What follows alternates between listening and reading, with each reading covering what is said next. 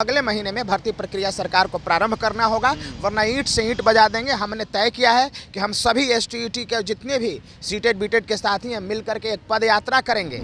शिक्षक विहीन विद्यालय, प्रयोगशाला विहीन विद्यालय, प्रयोगशाला सहायक विहीन विद्यालय, यही मॉडल के आधार पर आप प्रधानमंत्री बनेंगे इस देश का। फिर से डाक बंगला, फिर से जेल, फिर से हाजत, फिर से प्रदर्शन, फिर से वही हुंकार। तो ये चाहते हैं कि पूरे बिहार के गरीब, दलित, पिछड़ा, उस जाति के गरीब लोगों को एकदम बेरोजगार और निरक्षर बना के छोड़ दिया जाए। नमस्ते, मेरा नाम आदित्य है और आप सभी का पंचायत में स्वागत है। 13 दिसंबर को एक आंदोलन हुआ था एसटीईटी और सीटेड शिक्षक अभ्यर्थियों का, जिसमें लगभग हजारों से ज़्यादा की संख्या में एसटीईटी और सीटेड के शिक्षक अभ्यर्थियों ने डाक बंगला चौराहे का घेराव कर दिया था। लगभग 3 से 4 घंटा तक वहां पे इन लोगों ने घेराव किया था। उसके बाद से इन सभी के ऊपर वाटर कैनन छोड़कर लाठियाँ चार्ज करके इनको वहां से खदेड़ के भगा दिया गया। उसके बाद से क्या हुआ, इनके कुछ साथी जो अनिल हैं, इनको पुलिस अरेस्ट कर ली। 24 घंटा हाजत में बंद रखी थी इनको। उसके बाद क्या डिसीजन निकल के आया, इनसे हम बातचीत करते हैं। आंदोलन का क्या मतलब, उसका क्या फ़ायदा हुआ आंदोलन करने का। अनिल जी, आप लोग 13 दिसंबर को आंदोलन किए थे, पटना में डाक बंगला चौराहे का घेराव किया था लगभग 4 घंटे तक, उसका क्या फल निकला? सबसे पहले तो धन्यवाद महोदय।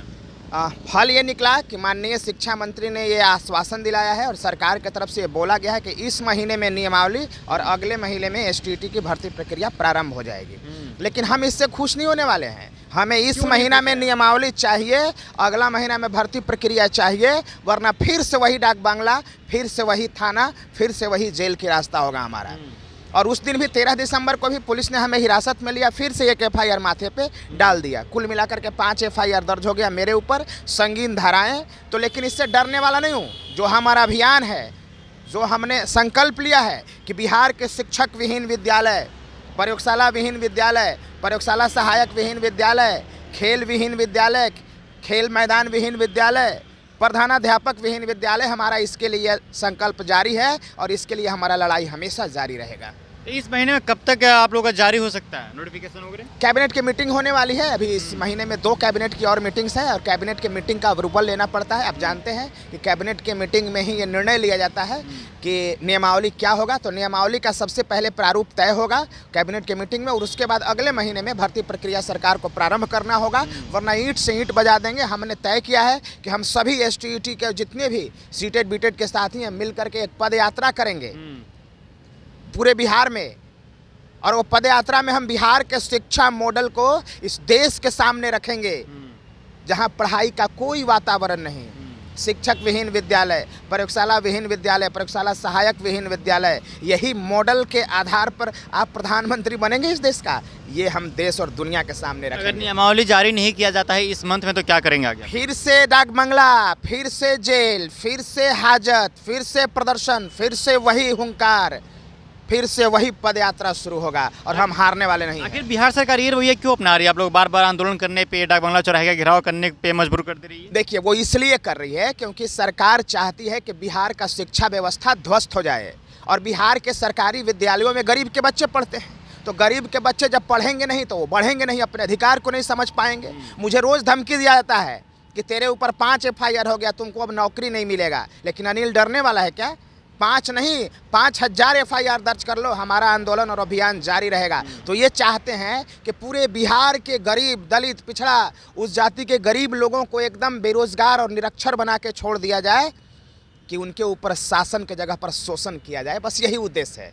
रुपेश जी, उस दिन आंदोलन का आप नेतृत्व कर रहे थे, आपके कई सारे साथियों को भगा दिया गया था वहाँ से, लेकिन आप उन पुलिस वालों से भिड़ गए थे कि उनको अंदर आने दिया जाए। फिर आप लोग कैसों भी करके गर्दनी बाग से डाक बंगला चौराहे तक पहुंच गए। वहाँ पे जाके आप लोग आंदोलन किया, उसका क्या फल निकला? देखिए, पहले तो बताना चाहते हैं कि सरकार किसी भी तरीका से एन केन प्रकरण हम लोग के आंदोलन को दबाना चाहती है, हम लोग का आवाज़ को दबाना चाहती है किसी भी तरीके से। आपने भी उस दिन देखा था कि जब हम लोग परमिशन ले लिए गर्दनी बाग बैठने का, तो गर्दनी बाग को जालियावाला बाग बना दिया जाता है, 4 तरफ से गेट बंद कर दिया जाता है। जो अभ्यर्थी दूर से आते हैं उनको गेट पर ही रोक दिया जाता है, उनको लौटा दिया जाता है।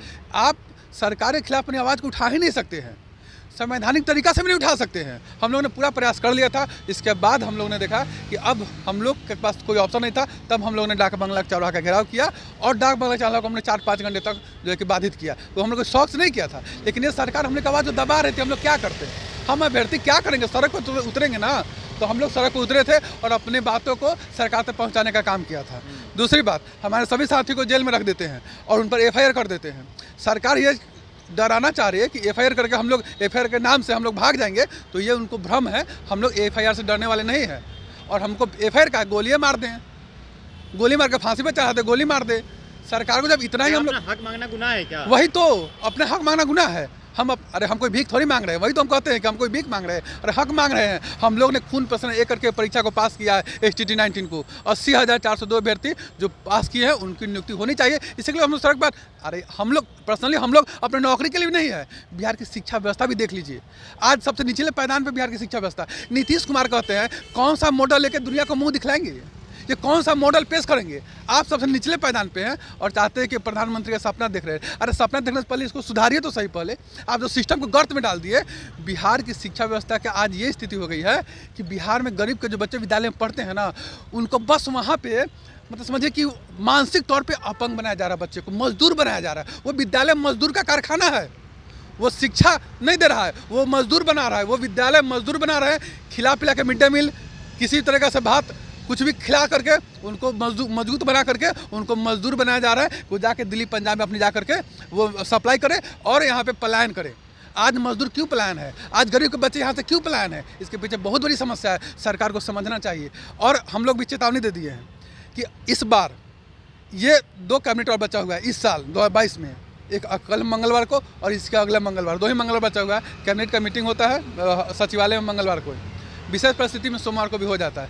लेकिन हम सरकार से आग्रह करते हैं कि अगर नियमावली हम लोग की नहीं आती और जनवरी में हम लोग की बहाली नहीं खोलते हैं तो फिर पैदल मार्च करेंगे और पूरी देश और दुनिया को बताएंगे ये कि आपका ये चेहरा जो आप बिहार को जो बना के रखे हैं, ये बिहार की शिक्षा व्यवस्था को पूरे दुनिया में ढोल पीट पीट कर बता देंगे कि यही है नीतीश कुमार जिन्होंने बिहार की शिक्षा व्यवस्था को चौपट कर दिया है और सुशासन बाबू के नाम का ढोंग करते हैं। क्या इस पर सबका नियमावली मिल जाएगा, सीटेट बीटेट STET सबका? मिलना ही चाहिए, नियमावली मिला है। ऑनलाइन आप जो है कि सेंट्रलाइज तौर से बहाली कीजिए, सभी लोग को नियमावली दीजिए। आप डिग्री दिखाओ नौकरी पाओ का व्यवस्था खत्म कीजिए। ऑलरेडी 2004 के बाद से डिग्री दिखाओ नौकरी पाओ का सिस्टम चालू है, जो अभी तक चालू है। और 2030 में अस्थायी शिक्षक जो पहले से थे वो लोग खत्म हो रहे हैं। तो बिहार में नियोजित शिक्षा के आधार पे वो जो शिक्षा में जो बने थे उनके आधार पे ये जो है कि बिहार को डिग्री दिखाओ नौकरी पाओ के आधार पे बिहार की शिक्षा व्यवस्था को गर्त में कर चुके हैं ऑलरेडी। और अब लेट करेंगे ना तो इसका स्थिति इतना भयानक होने जा रहा है, आप समझ नहीं सकते। अनिल जी, कोई भी आंदोलन होता है उसमें आप नेतृत्व करते हैं और आपको ही उठा कर अंदर कर दिया जाता है। एक भावी शिक्षक के रूप में आपका कैसा एक्सपीरियंस रहता है हाजत में जाना? नहीं, हमें कोई डर नहीं लगता और नेतृत्व का इसमें कोई बात नहीं है। हम अपने साथियों के साथ मिल करके और सभी 80,402 जो अभ्यर्थी हैं मिलजुल करके हम लोग लड़ते हैं। इसमें नेता बनने का कोई प्रश्न है ही नहीं। ये तो बिहार निर्माण की बात है, ये तो राष्ट्र निर्माण का बात है, ये समाज का निर्माण का बात है। बिहार का जो शिक्षा व्यवस्था रसातल में मिल चुका है, हमें इसको उठाना है और हम इसीलिए ये संघर्ष कर रहे हैं। हम ये चाहते हैं कि बिहार के सब लोग मेरे जैसे हो, मेरे साथियों जैसे हो, कि अगर पुलिस और ये शासन और प्रशासन डराए कि तुमको हम जेल में बंद कर देंगे, तेरे ऊपर FIR दर्ज होगा, तो कोई डरे नहीं। हम ऐसा बिहार चाहते हैं, ऐसा निर्माण चाहते हैं, ऐसा राष्ट्र चाहते हैं। तो इनका साफ साफ कहना है अनिल जी का कि इस महीने में नियमावली बहुत जल्द हम लोग का आ जाएगा और अगले महीना भर्ती प्रक्रिया शुरू हो जाएगी। अगले महीने में इन लोगों का भर्ती प्रक्रिया बहुत ही जल्दी शुरू हो जाएगी। तो एक बहुत खुशखबरी की बात है और देखने वाली बात ये होगी क्या इस महीने में नियमावली आती है, क्या अगले महीने में इनकी भर्ती प्रक्रिया शुरू होती है। तो चलिए वो भी अपडेट्स आपको देते रहेंगे। तो फिलहाल इस बातचीत में इतना ही। मेरा नाम आदित्य, अब द पंचायत देख रहे थे। बहुत बहुत शुक्रिया।